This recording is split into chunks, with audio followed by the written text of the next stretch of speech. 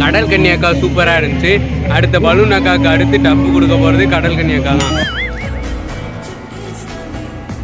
மதுரையில் வந்து இங்கே கடல் கன்னி வந்திருக்காங்கன்னு சரியான அட்வர்டைஸ்மெண்ட்டு. இவ்வளோ பிஸி ஷெட்யூலில் இத்தனை பேர் வந்து இங்கே இருக்காங்க. அதுக்கு காரணம் வந்து கடல் கன்னி தான். ஸோ பாருங்கள் எவ்வளோ கூட்டம் இருக்குன்னு. ஏதோ ரேஷன் கடையில் கூட்டத்தில் நிற்கிற மாதிரி நிற்கிறாங்க. இவங்களாம் ரேஷன் கடைக்கே போக மாட்டாங்க. ஆனால் வந்து கடல் கன்னி வந்து உள்ளே இருக்காங்க. நிஜமாலே ஒரு லேடியை உள்ளே கடல் கன்னி இறக்கி விட்டு நீச்சல் அடிக்க விட்றாங்க அப்படின்னு சொன்னோன்னே எவ்வளோ கூட்டத்தை பாருங்கள். டிக்கெட் ஒரு 40 ரூபா 50 ரூபா இருக்குன்னு நினச்சோம். சின்னவங்களுக்கு 80 ரூபா, பெரியவங்களுக்கு 100 ரூபா ஒரு படத்துக்கு போகிற டிக்கெட்டு. சரி அப்படி என்ன தான் உள்ளே இருக்குது அப்படின்னு போய் பார்க்கலான்னு தான் இன்றைக்கி கிளம்பி வந்துட்டோம். என்னென்ன டிஃப்ரெண்ட்டாக உள்ளே இருக்குன்னு நான் ஃபுல்லாக உங்களுக்கு காட்டுறேன்.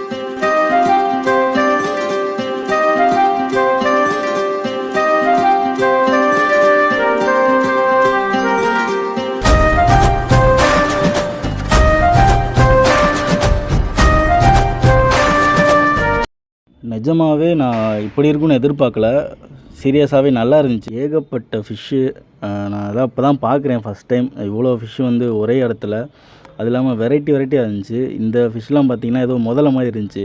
அதான் கங்குவாவில் ஒரு முதல்ல வந்து சூர்யா முதுகில் உட்காந்துருக்குமே அந்த மாதிரி.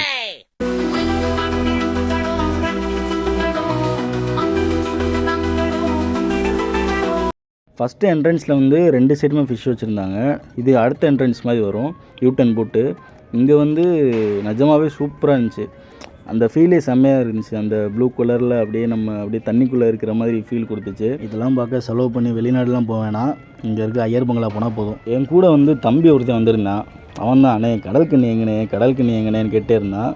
அதை நான் பார்த்துட்டே இருந்தோம். ஒருவேளை வெளியில் ஒன்று போட்டுட்டு கடல் கன்னி வந்து சாப்பிட்ற டைம் ஆச்சு வெளியே போயிடுச்சு அப்படின்னு சொல்லுவான்னு நினச்சேன். பட் அப்படிலாம் இல்லை. உள்ளே போய் அப்படியே ரைட்டில் திரும்பினோம் பாருங்கள், ஒரே ஷாக்கு. கடல் கன்னி இல்லை, ஒரு மீன். அந்த மீன் பார்த்திங்கன்னா ஒரு மாதிரியான மீனாக இருந்துச்சு. நான் இது வரைக்கும் அந்த மாதிரி மீனை பார்த்ததே இல்லை. டேங்க் கிளீனர் மாதிரி வந்து டேங்கெல்லாம் க்ளீன் பண்ணிக்கிட்டு இருந்துச்சு. ஏதோ பண்ணி பார்க்கவே ஒரு மாதிரி நல்லா இருந்துச்சு. சின்ன பசங்கள்லாம் நீங்கள் கூட்டிகிட்டு போனீங்கன்னா ரொம்ப என்ஜாய் பண்ணுவாங்க. உங்களோட ஈவினிங் டைமாக இருந்தாலும் சரி, வீக்கெண்டாக இருந்தாலும் சரி, இல்லை வந்து ஃபேமிலி யாராவது ஊர்லேருந்து வந்திருக்காங்க, இல்லை ஃப்ரெண்ட்ஸ் ஊர்லேருந்து வந்திருக்காங்க, அவங்க கூட்டிகிட்டு போனீங்கன்னா ஒரு மாதிரி ஜாலியாக ஃபன்னாக அங்கே இருந்துட்டு வரலாம். அப்படியே பேசிக்கிட்டு இங்கிட்டு வந்தால் இந்த தடவை ஏமாத்தலை, கடல் கன்னியே தான்.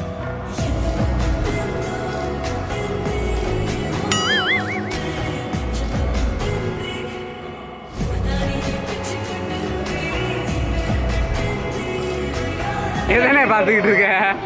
இது கடல் கன்னியா கம்மா கன்னியான்னு பார்க்க வந்திருக்கு. கடல் கன்னின்னு சொல்லிட்டு நம்மளை வந்து கமுக்கமாக ஏமாற்ற போகிறான்னு தான் நான் நினச்சேன். ஆனால் வந்து நான் இந்த மாதிரி நான் நேரில் பார்த்ததே இல்லை. ஐ மீன் கடல் கன்னியை நான் நேரில் பார்த்ததே இல்லை. அவங்க சும்மா நீந்தனாலே நின்று பார்ப்பாங்க.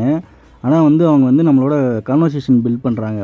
வராங்க, வந்து கை வைக்கிறாங்க, அதுக்கப்புறம் வந்து டான்ஸ் ஆடுறாங்க, அதுக்கப்புறம் வந்து கிஸ்லாம் கொடுக்குறாங்க. சரி நம்ம ஒரு ஹைஃபையை போட்டுவிட்டு வருவோம் அப்படின்னு நம்ம ஒரு ஹைஃபை பண்ணியாச்சு. வந்து மொத்த கூட்டமும் இங்கே தான் இருந்தாங்க. அதுக்கப்புறம் பார்த்தா ஒரு டிஸ்ட்டு, 2 கடல் கன்னி இறக்கி விட்டாங்க.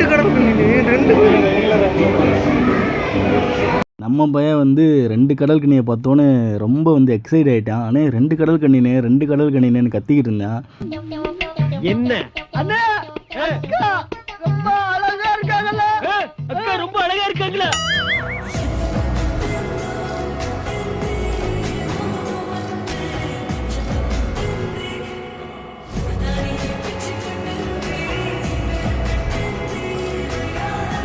சரி இவங்க மறந்துக்கிட்டே இருக்கட்டும், நம்ம போய் வேறு என்னென்ன இருக்குன்னு உள்ளே போய் பார்ப்போம்.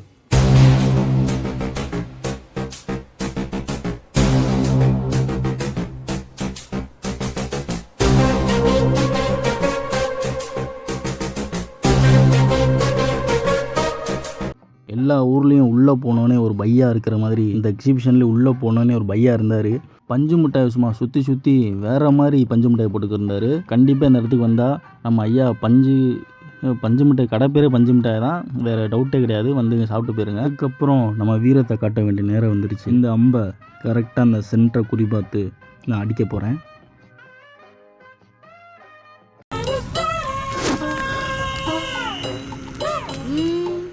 வருஷமா பில்டப் தான் கொடுக்குறாரு, உன்னத்தையும் உடைக்க மாட்டேங்கிறாரு. இப்படி அம்பு விடக்கூடாதுன்னு தான் நான் உங்களுக்கு விட்டு காட்டேன். அடுத்த வாட்டி எப்படி கரெக்டாக அம்பு நம்ம எய்தணும் அப்படின்னு நான் பண்ணி காட்டுறேன். எந்த எக்ஸிபிஷன் நீங்கள் போனாலும் எது எடுத்தாலும் 10 ரூபா அப்படின்னு போடுவாங்க. ஆனால் அது கீழே நீங்கள் பார்த்தீங்கன்னா 40 ரூபா 50 ரூபா எழுதியிருக்கும். எது எடுத்தாலும் 10 ரூபானா அதுக்கு மீனிங் எது எடுத்தாலும் 10 ரூபா தானே. அப்புறம் ஏன் அங்கே போய் 40 ரூபா 50 ரூபான்னு எழுதியிருக்கு புரியல. மனுஷன் பொய் சொல்லுவான், கம்ப்யூட்டர் பொய் சொல்லாதுன்னு ரஜினி சொன்ன மாதிரி இங்கே கம்ப்யூட்டர் ஜோசியம் இருக்குது. அந்த ஜோசியம் பாருங்கள். ஏன் சிவகாமி சொன்னா தப்பாது சார், நீங்களே கேட்டு பாருங்க. ஒரு மண்டலத்திற்கு உங்களுக்கு தண்ணீரில் கண்டம் இருப்பதால் எச்சரிக்கையாக இருக்கவும். என்ன அது தண்ணீரை கண்டோ ஒரு மண்டலத்துக்கு நான் வெளியே போக கூடாதுன்னு நீ சொல்ற? நான் சொல்லல சார், சிவகாமி சொல்றா. அப்படியே சுற்றிக்கிட்டு இருந்தோமா, எங்களுக்கு ஓர பசியாயிருச்சு, அதோட தாகமாயிருச்சு. அதான் ஐஸ்கிரீமாக ஏதாவது சாப்பிடுவோம் அப்படின்ட்டு இந்த கோலா ஐஸ்கிரீம் வந்து சாப்பிட வந்தோம். இது ரொம்ப நாள் சாப்பிட்ணுன்னு நினச்சிட்டே இருந்தேன்.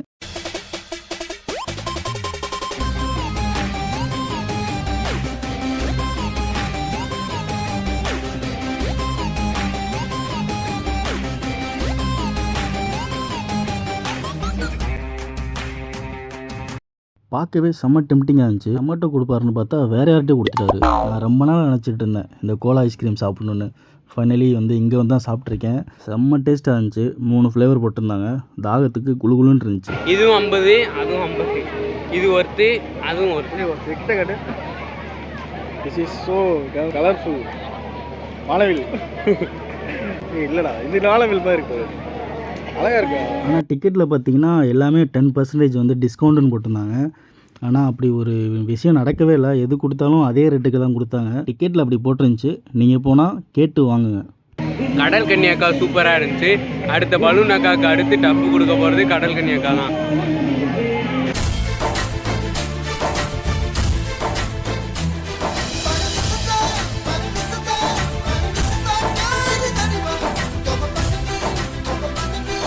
நான் இங்கே வந்ததுலேயே பார்த்த வெயிட்டான சம்பவம் தான். அங்கே ஒருத்தர் உட்காந்துருக்காரா, சிங்கிள் தான், யாருமே இதில் போகல. இவர் ஒருத்தர் மட்டும்தான் அதில் போனார். சரி நான் கூட ஏதோ வந்து அங்கிட்டு போய் இப்படி வந்து ஆடுன்னு பார்த்தா பார்க்க நமக்கே பயமாக இருக்குது. நீங்களே பாருங்கள். அதை போய் மேலே ஒரு ரொட்டேட் அடித்து அப்புறம் கீழே வருது. சரி ஓகே இவ்வளோ தான் வரும் போல் அப்படின்னு பார்த்தா அடுத்து வேகமாக போய் சலன்னு நம்ம கிருட்டுன்னு சுற்ற ஆரம்பிச்சிச்சு. பார்க்க எங்களுக்கே பயமாகி போச்சு, கலண்டின்னு விழுந்துருமோன்னு.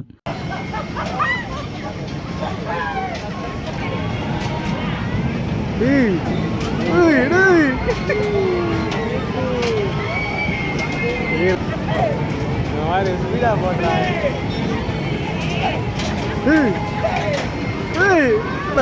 டபுள் அடிக்குது நம்ம தட்டு.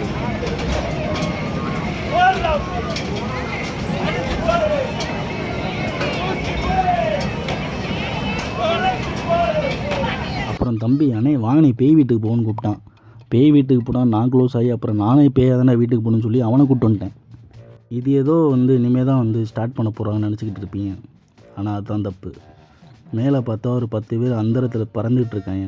இந்த ஒரு இதில் வந்து அந்தரத்துலேயே சாப்பிடுவாங்களே அந்த மாதிரி. என்ன இப்போ நிற்க வச்சுருக்கீங்க? அப்படியே சுற்றிக்கிட்டே இருந்ததில் டைம் ஆயிடுச்சு. சரி வீட்டுக்கு போகலான்னு கிளம்புனோம். தம்பி வந்து அண்ணே கடல் கன்னி மட்டும் இன்னொரு அடி பார்த்துட்டு போயிடுவோம்னே அப்படின்னு கூப்பிட்டான்.